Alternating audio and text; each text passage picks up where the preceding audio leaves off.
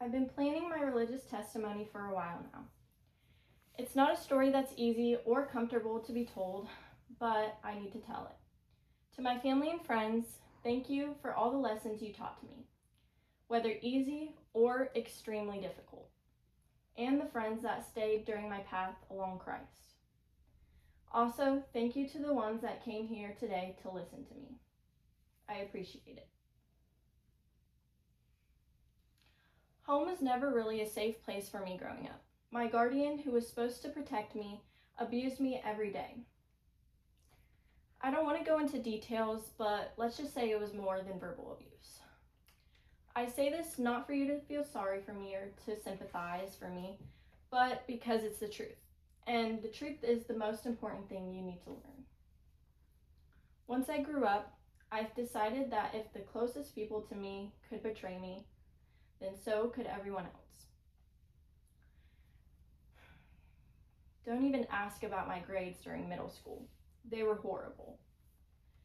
I lost my will to do assignments and missed plenty of easy points. I stopped showing up to school too. I remember the face that teachers gave me when they handed my test back. It was never good. But to be fair, I guessed on all of the questions on those tests. Life didn't go up from there, it actually went down. Once freshman year started, I became a part of my first friend group. We did rebellious things because we wanted to feel cool. We got into trouble a lot and we started skipping school. Looking back, that version of me was sad and confused. And I would always do what everyone else did during that time. At school, I had very few friends. Plus, the connections between me and those said friends were not very strong.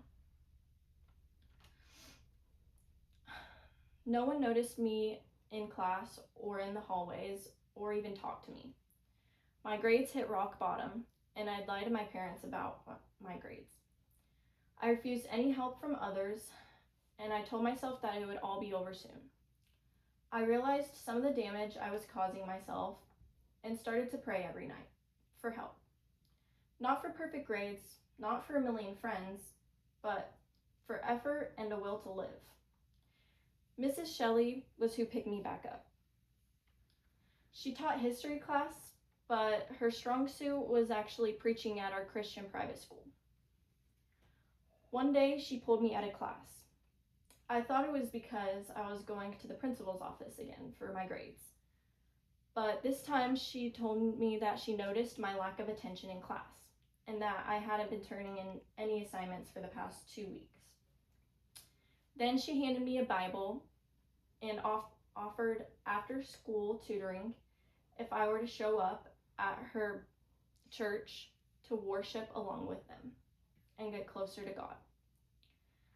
I was hesitant at first because I had already given up on religion and was scared to go back in, but I accepted her offer because I really needed the help in school. After the first church worship I attended, my life shifted completely. I started feeling the presence and love of God, and all the depression and anxiety within me slowly started to fade away. My better mindset, love for God, and weekly tutoring started to show on my grades. Eventually, I was proud enough to bring my report card home to my mom. Years later, after countless hours studying for my schoolwork and studying my Bible, plenty of sleepless nights, I finally made it to one of the top of my class and a leader in my Christian community. Now I get to preach my testimony to others and help them on their path with Christ, and I get to make lots of friends along the way.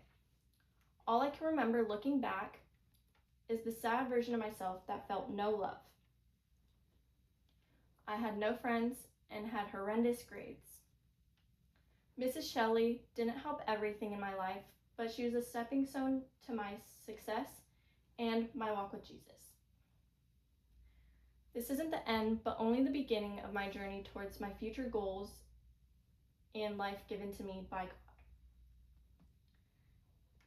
Thank you, all of you, for helping me get to the place that I am at now. I couldn't have been here without any of you, really. Thank you for all of the hard-given lessons and advice.